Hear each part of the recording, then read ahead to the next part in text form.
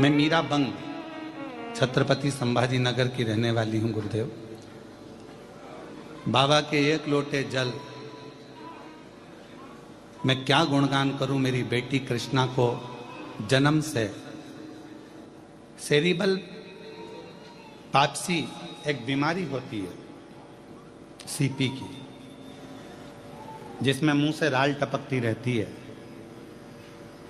पलंग पर पड़ी रहती है, चल नहीं सकती, बोल नहीं सकती, बुद्धि नहीं रहती, माइंड काम नहीं करता।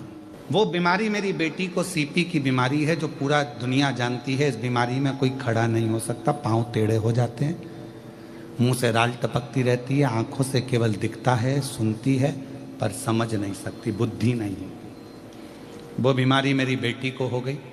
डॉक्टर ने बताया कि इस बीमारी का कोई इलाज नहीं है, ये समझेगी नहीं, चलेगी नहीं, बोलेगी नहीं, ये सब चीज डॉक्टर ने कही। फिर भी हमने हिम्मत नहीं हारी और बेटी को पढ़ाने में लग गए, उसको संभालने में लग गए। डॉक्टर का इलाज चलता रहा, बेटी की सेवा चलती रही, उसको पढ़ाते, उसको संभालते, मालिश करते, सेवा करते। और मेरी सासू माँ ने कह दिया कि तू एक काम कर कि शिव जी का एक लोटा जल चढ़ाती जा और इसको सेवा करती। कई वर्ष निकल गए। जब वो जन्मी थी तब ये बीमारी थी, और चलते चलते चलते चलते आपकी कथा से जो बल मिला, उस बल से वो बेटी बढ़ते चली गई, बड़ी हो गई। धीरे धीरे डॉक्टर ने कहा था पाँव नहीं चलेंगे, पर थोड़ा पाँव टेढ़ा जरूर हुआ, पर चलने लगी।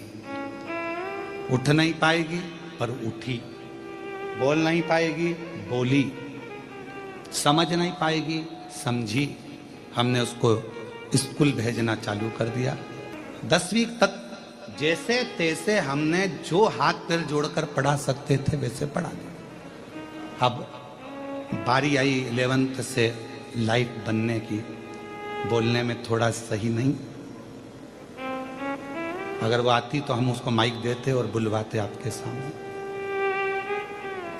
बोलने में सही नहीं। फिर मेरी सासू माँ ने कहा क्यों हिम्मत हार रही हो, शिव जी पे भरोसा रखो, शंकर पर भरोसा रखो। हमने शंकर भगवान पे शमी पत्र का उपाय करना चालू करा। बेटी ने और ध्यान करना प्रारंभ करा। गुरुजी, सरसों के फूल का जो आपका उपाय है, मैं केवल मेरी बेटी के लिए ही नहीं, हजारों बच्चों को कर चुकी हूं और सारे बच्चे विद्वान होते चले गए। गुरुदेव, मेरी बेटी आज बाबा की कृपा से, शिवजी की करुणा से डॉक्टर की पढ़ाई कर रही है, MBBS। उसका नीट के लिए